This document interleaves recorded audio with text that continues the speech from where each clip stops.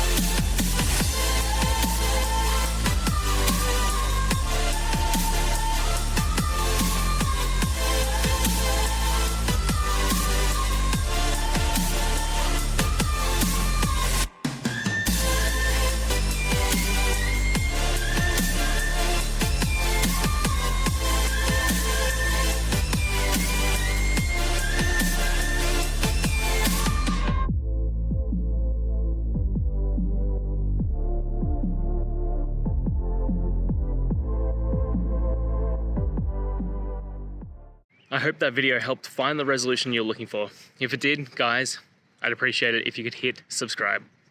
Until the next time that you need more technical help, I hope you have a good one. Cheers.